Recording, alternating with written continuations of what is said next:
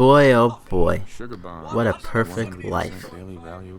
Juan Snow, married to Bonnie McKee, happily married, we got a kid, robot butler, life is great. Looks like the milk got Oh, Bonnie, saddle up Salisbury. Bonnie, where are you? Rated A+. Oh, there you are. That's worth a little paperwork, right? And Sean, no price Beautiful. too high. You're beautiful. We do have coming in. That's confirmed reports. I repeat, confirmed reports of nuclear. What the hell's going on TV? New York and Pennsylvania. My God.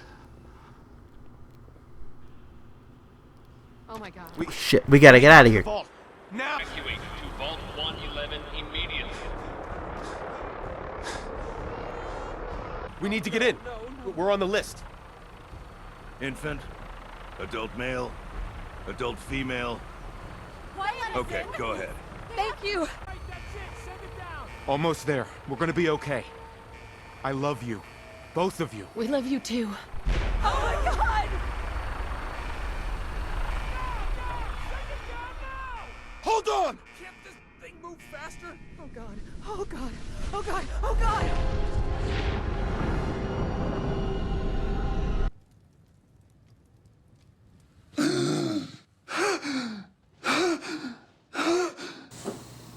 Bonnie? Bonnie? Must have just been a dream, ghost. That means you're not really married to Bonnie McKee. Damn it. Son of a bitch!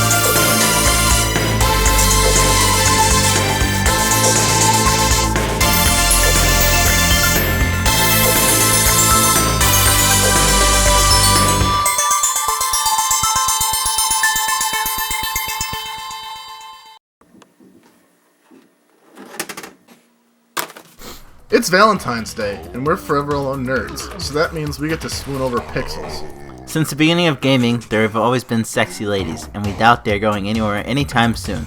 We are here listing our favorites in all of gaming. This is a mix of the smartest, toughest, most talented, most badass, and sexiest ladies in all of gaming. We wish these girls were real because they make real girls look lame in comparison. Here are Under the Bun's top 10 waifus in gaming. This should go without saying, but there will be spoilers in this video. Sailing with a friend. It's different somehow. Things have changed. Change is good.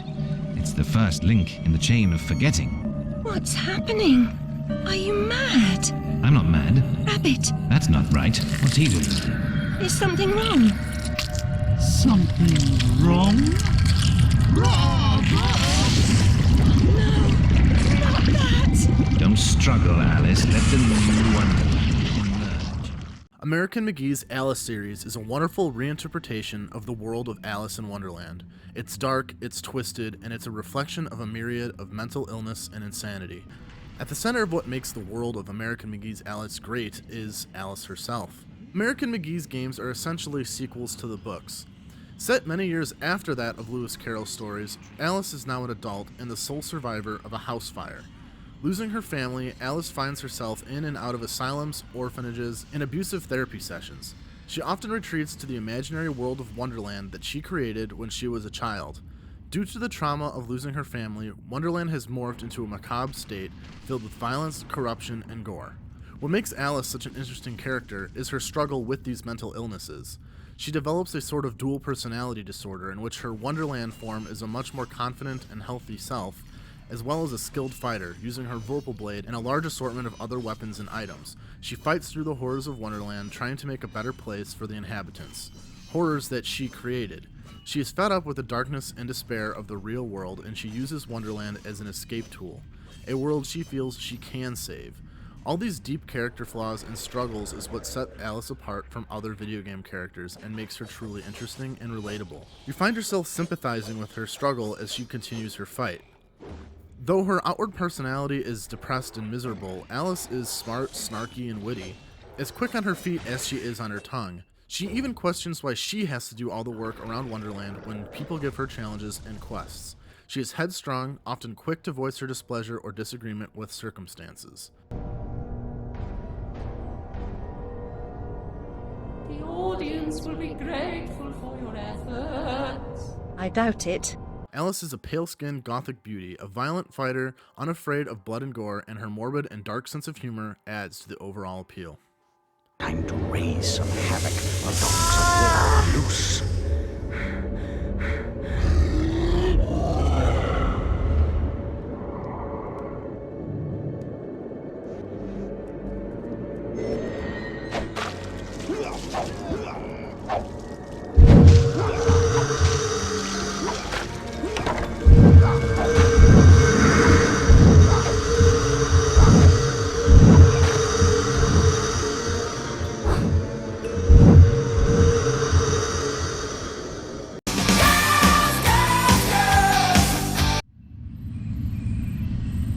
Did you hear the news? Another new type is getting assigned to the Far East. Wait, seriously? Wow, there's been a whole lot of them lately, huh? Yeah, but they're still rare. The director himself brought her over from Russia. Look, there she is. Speak of the devil, right? Good day, squad. I'd like to introduce someone. Another new type God Eater will be joining your team as of today. A pleasure to meet you. My name is Alyssa Ilinachina Amiela. I've been transferred here from the Russia branch. I will do my best to continue to serve with distinction. I hope we work well together. Yes, we always have room for another hottie.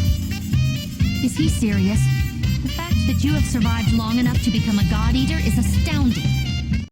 Alyssa is one of the main characters of the grossly underrated Monster Hunter-like franchise God Eater.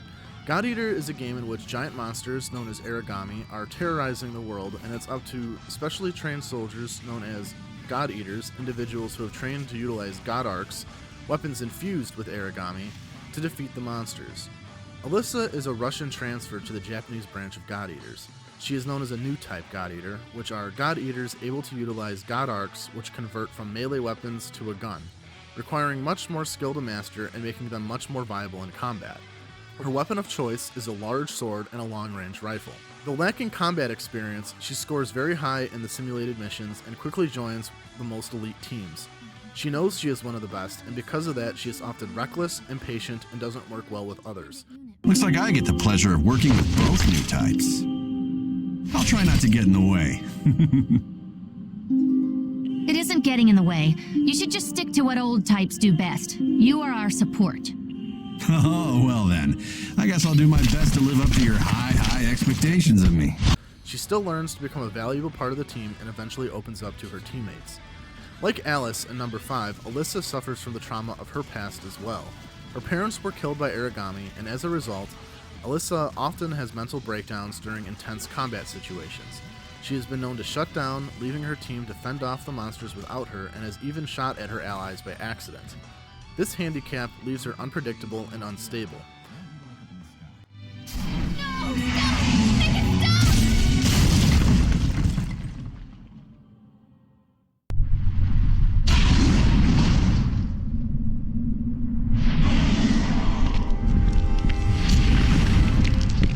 Alyssa! What the hell happened? No, I didn't mean to, Mom. Papa, I don't want to. I didn't. I'm sorry.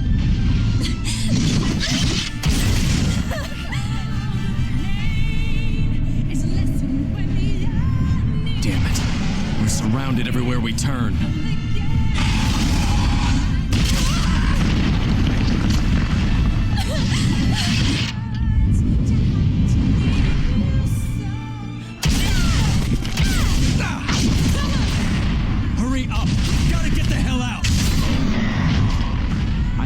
take Alyssa and get back to the den, now. You hear me? Lindo! Damn it! Do this for me!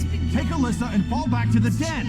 Still, when she's able to push her fears aside, she becomes a powerful ally, able to take down the toughest of origami and support her team to the fullest. She's not only a total badass, but she's hot too.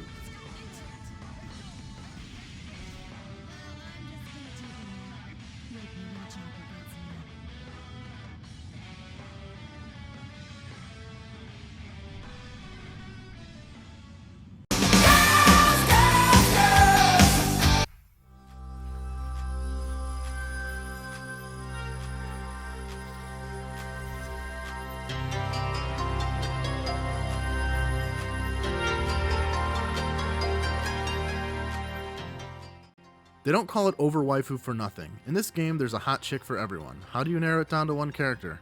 Well, I'll help you. Best girl is Diva. Hannah Song, aka Diva, was a professional StarCraft player, the #1 player in the world in fact, and had a massive fan base. When the Omnic Crisis began, South Korea fought against the Omnics with drone-like mechs. Unfortunately, the Omnics adapted to counterattack the drones. In response, the Korean government decided to start attacking with piloted mechs instead of the drones. Thus, the Mecha Project was born. The government decided to use professional gamers as pilots because of their quick reaction time and skills. Diva quickly became one of the most skilled pilots they had. She helped save Korea from the Omnic invasion and even streamed her battles live to her many fans. Because of this, she was accepted into the Overwatch initiative and became a celebrity. Diva fights with her powerful mecha, armed with twin rotating shotguns, a jet boost, a shield barrier that eats almost everything thrown at it, and a shit ton of armor. The most devastating move in Mecha's disposal is the ability to self-destruct, producing a mini nuke-like explosion, destroying everything in her path. I always love a good mech, but Diva is also fairly skilled on foot as well. Armed with a blaster pistol, Diva is able to fight outside of the mech. Diva is an adorable powerhouse, beaming with positivity and oozing cuteness as she fights for the objective. Plug suit, Zero suit. It's all about that Diva suit.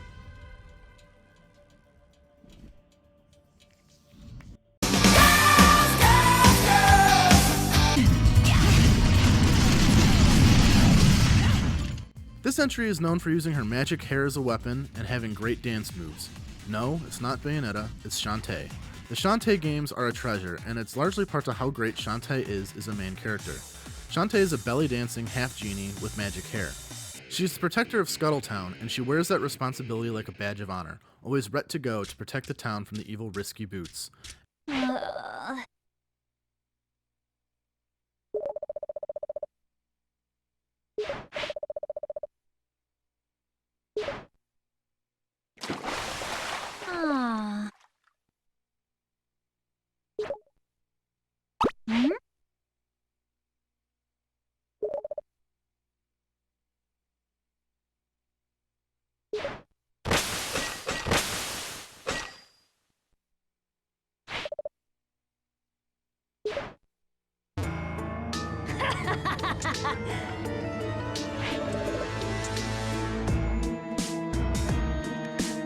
Risky Boots. And joined by her friends, most notably Roddy Tops and Sky, she does a pretty damn good job. She's able to use magic, as well as use various weapons and items that she finds on her journey, and is skilled enough to fight pirates, mermaids, scorpion ladies, little crab monsters, scarecrows, zombies, and many other types of monsters.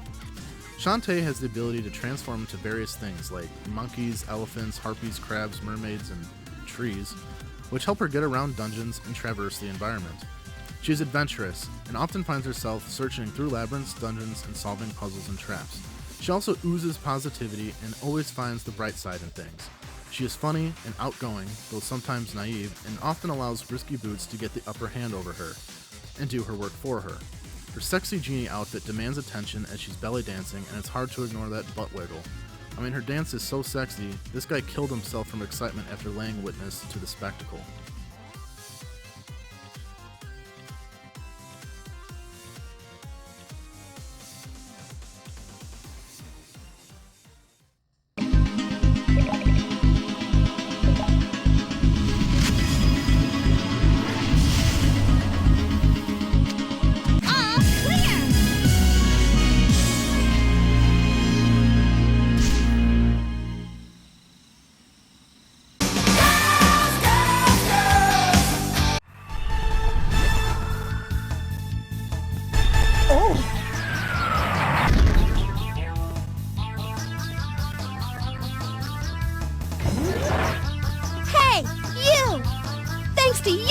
Everything's a mess now, isn't it?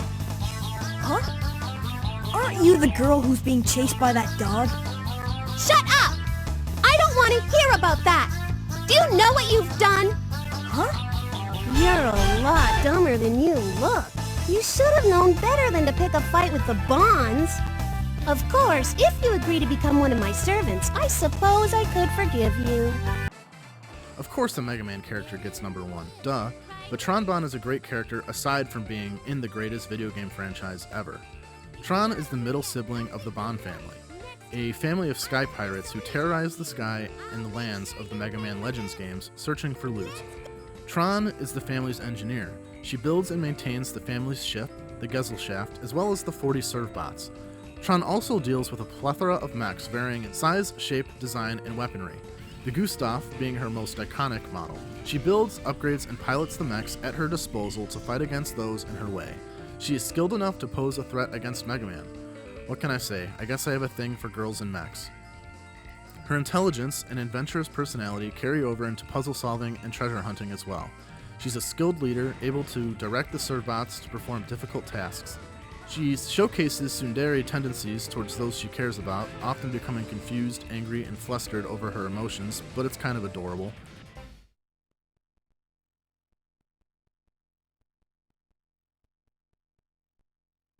Miss Tron! We're so sorry. We lost the key. Oh, what happened this time? I can't take my eyes off you for a second, can I? Just you wait till we get back. You're in a lot of trouble. Oh, no. Who was that?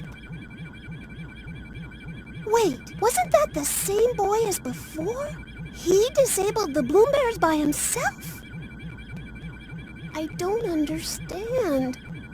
Whenever I think about him, I get this funny feeling. Oh, forget it! Who cares what this feeling is? It's all his fault! His fault!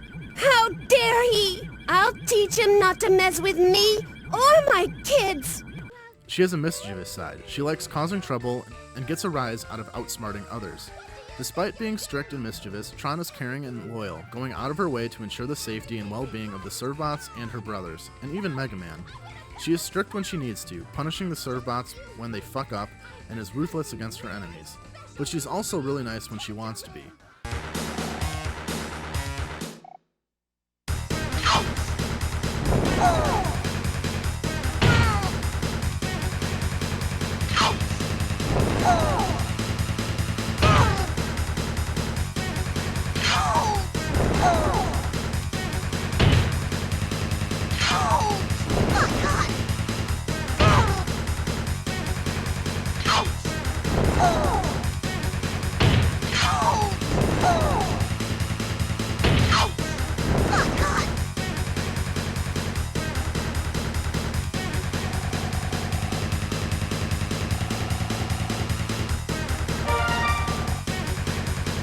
Outside of the metal crotch clip, she doesn't really dress risque, but apparently she's hot enough to elicit this response from Mega Man when he accidentally blows off all her clothes in a battle. Incredibly smart, talented, full of personality, and most importantly from a Mega Man game, Tron Bonne is my pick for #1 video game waifu. Now it's our turn! All guns, stand ready! Prepare to fire! Target the Colossus! Launch missiles! Firing missiles!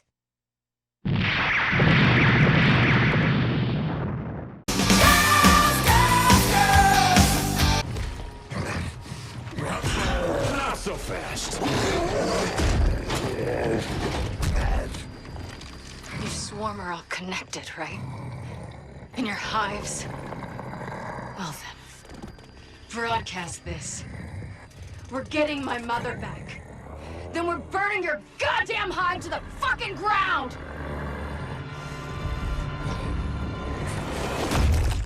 Just give me a sec. Alright, everybody.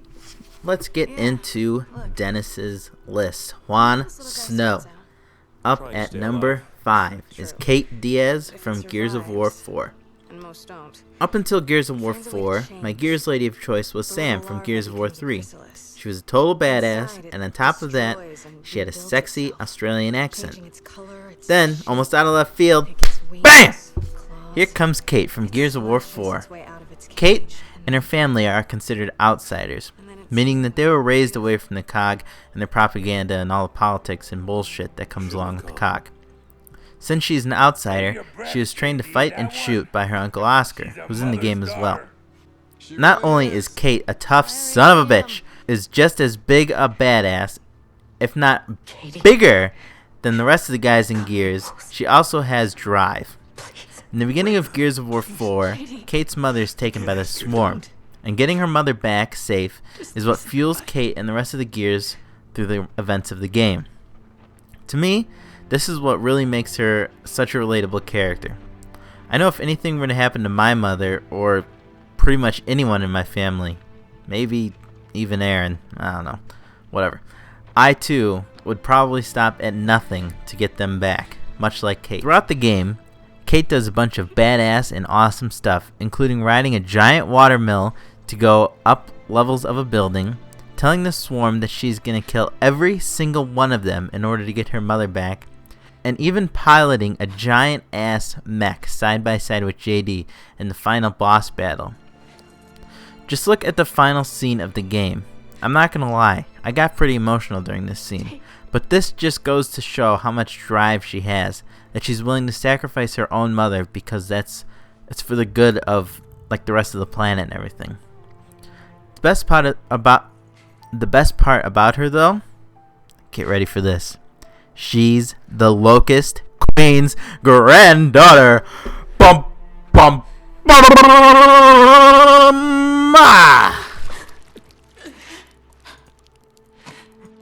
Okay. It's okay.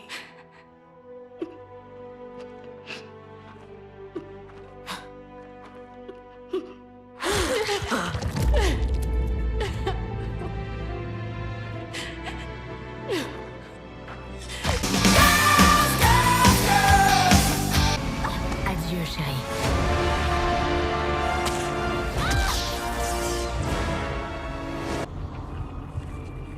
When I was a girl, I had a fear of spiders.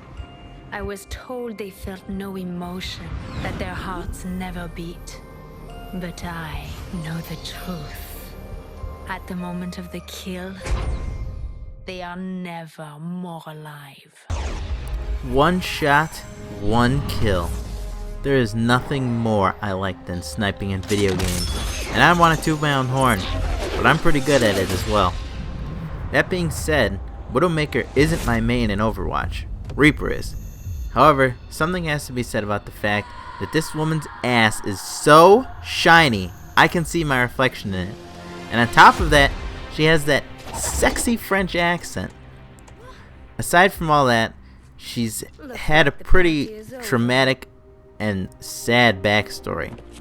Before becoming the deadliest sniper in the world, she was married to a man named Gerard Lacroix, however you want to say it, who was an Overwatch agent and was trying to take down Talon, the terrorist group, which is led by Reaper now, and she joins up with later.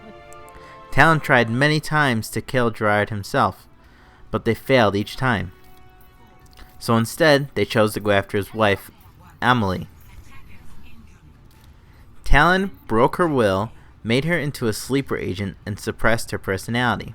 She was later found by Overwatch, and to them, she looked completely fine.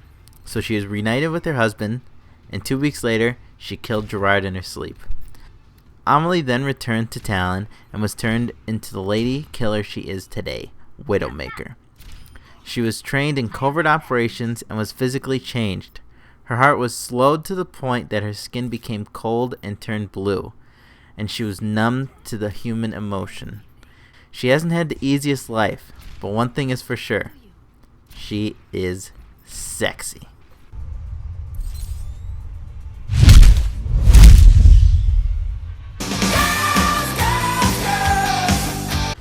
Oh my god. Would you look at the size of those swords? As much as I like Cloud as a character, he's not a woman. so he can't really be on this list. Although he sure is pretty like a woman. Anyway, I want to get on to my number 3 woman of gaming, Tifa Lockhart. Tifa is by far one of the biggest characters in all of gaming. She's also pretty well known as well. I'm sorry about that. She comes from a little known game called Final Fantasy VII. You probably haven't heard of it. Anyway, the chick's a total badass, she kicks ass, and she takes names right from the get-go. She makes an appearance in more than one Final Fantasy VII game, and she's also in the movie Advent Children.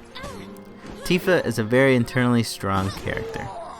She's very shy and uneasy about sharing her feelings with others. She tends to keep things bottled up. Yet, at the same time, she makes a great emotional support for her friends and family. In Final Fantasy VII the game, she is essentially Cloud's rock, helping him get through the tough times in his life. In Advent Children, she again is Cloud's rock, pushing Cloud to be the best version of himself that he can be, despite the deep depression that Cloud is feeling for what he considers to be his past failures. It is only because of how strong a rock that Tifa is, and how strong that their friendship is, that Cloud is able to pull himself back together and fight back. I love how when Cloud fights the Behemoth, or whatever it's called, in Advent Children, not only is Tifa the last one to give him his little boost, but she also says, no giving up. She knows that he's depressed, and knows that he could give up and go back to hiding at any time, but she reminds him one last time not to do so. And to me, it's just so cool.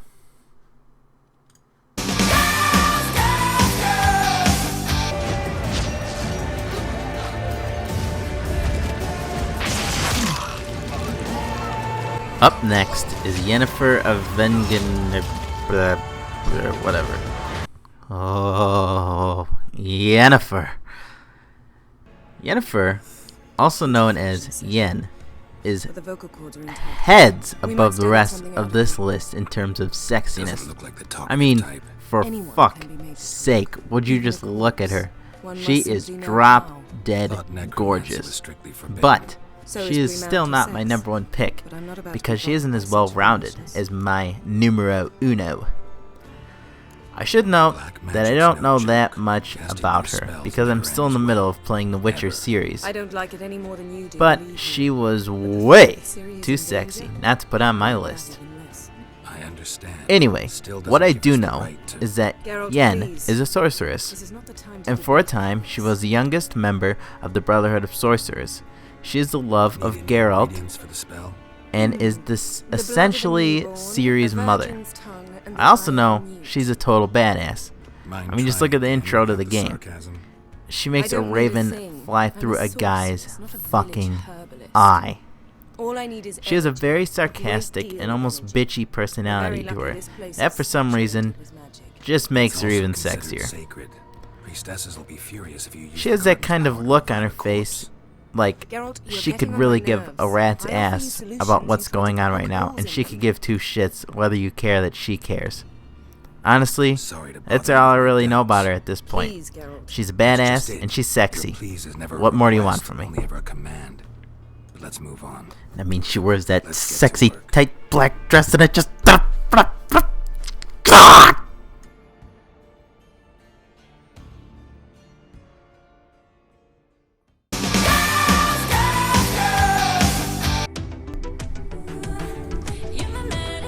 Well, here we are, the best of the best.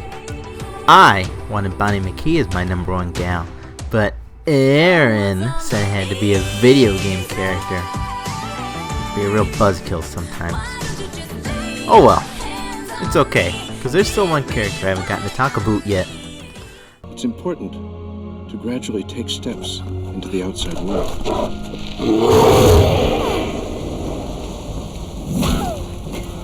Take some walks. Maybe pick up a nice hobby. A girl your age, you should be exploring new horizons. I'd like to know you're taking care of yourself. For many people, these traumas become a mental trap. They get stuck like a ship frozen in ice.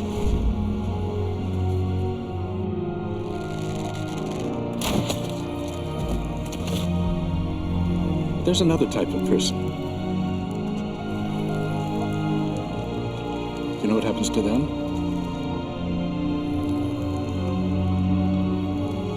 Miss Croft? We become who we're meant to be.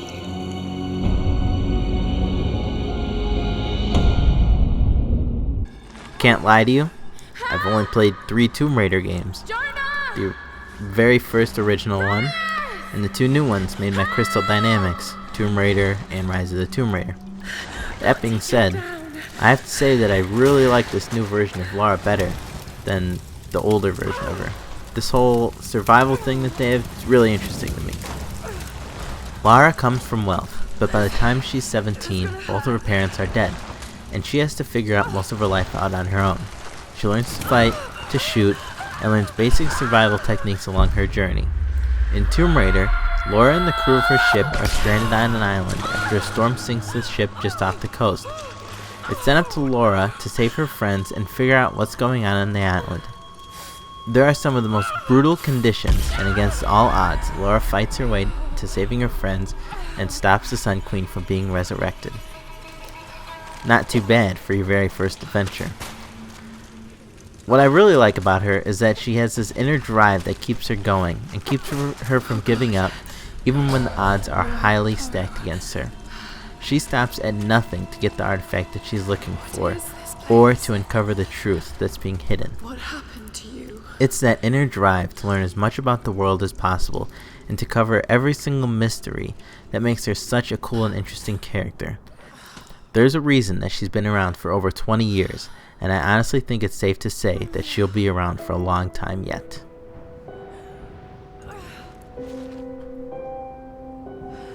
Whoa, whoa, whoa. What the hell was that, Dennis? You didn't even talk about how gorgeous she was, or her accent. I honestly don't feel like there's a point. Look at her. She's gorgeous. She's gorgeous. And she's unbelievably smart. Has that super sexy British accent going for her. I mean, anything I say is just, it's obvious. She's gorgeous. That's it. Excuse me. The lady has some questions for you. Yes, of course. I'm interested in this piece. Ah, excellent. You've an eye, haven't you, miss? It's a natural sapphire and diamond, 18-karat gold ring, fully hallmarked for Paris, 1887. Really? The center cabochon... Excuse me, sir? That's a lot of fine talk about a stolen ring. I beg your pardon? Right out of her coffin in Twilight Fields. Did you think we wouldn't notice? I can assure you that... The assurances of a grave robber are of no interest to me. If you hand the ring back, the matter will remain between you and me. You come into my shop and talk this trash? I don't think so. Hit the bricks, you tramp, or I'll see to it they hit you. Get your hands off me!